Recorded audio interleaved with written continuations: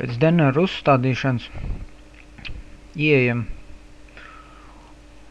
My Computer, atrodam disku, kurš ir ar burtu Z.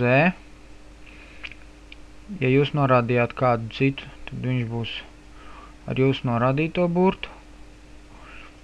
Un varam vaļā. Tā, tas Z-disks, tas ir servera disks, kurā atrodas vairākas mapas, kas atbild par servera darbību. Mēs izmantojam tikai vienu, tā ir Home.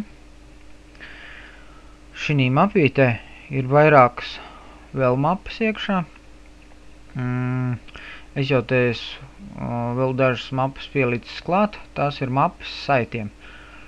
Tās mapas, kuras pēc instalācijas jums atrodas mapē Home, ārā labāk nedzēst,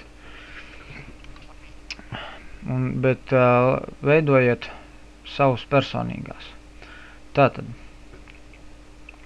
taisīsim jaunu mapīti, un nosaukumu mēs viņai ieliksim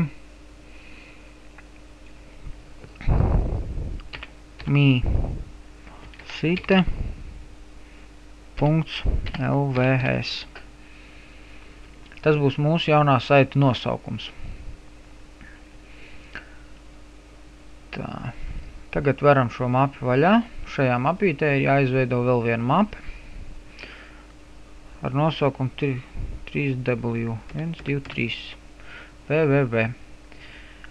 Tā, tas arī būtu viss. Mapa priekš saita ir gatava, izveidota. Šī mapē mēs arī ievietosim visus saita nepieciešamos materiālus, failus.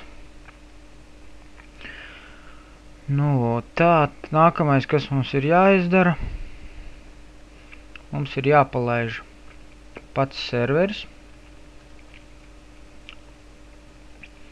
Divreiz jāuzklikšķina uz ikoniņas Start DNR.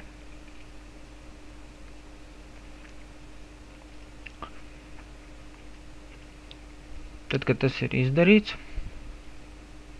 atveram pārlūku un rakstam iekšā http localhost. Atturās mums šāds loks vaļā. Tagad mums ir jāieiet tālāk pa site localhost tools php admin. Šeit mēs izveidosim mūsu saitam datubāzi. Tātad ievadīsim datubāzes nosaukumu. Tā, kādu mēs varētu ierakstīt.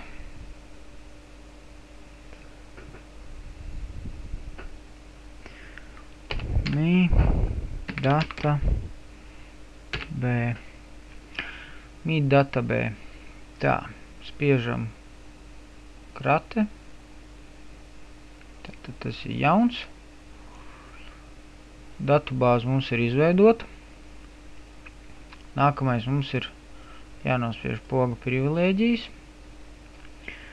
add new user. Un rakstam iekšā tā. Username. Kādu tad mēs ierakstīsim? Ierakstīsim vienkārši lietotājs.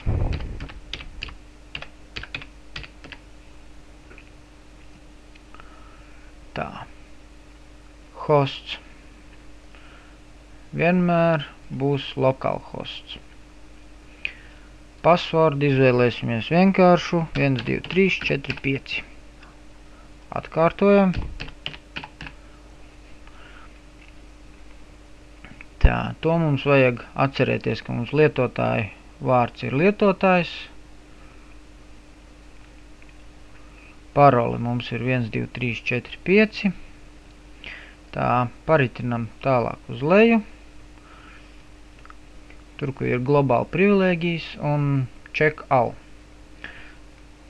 Tas nozīmē, ka mums būs pieeja visai datubāzei. Mēs varēsim labot un darīt, ko gribam. Spiežam Go. Tas arī viss. Datubāze ir izveidota.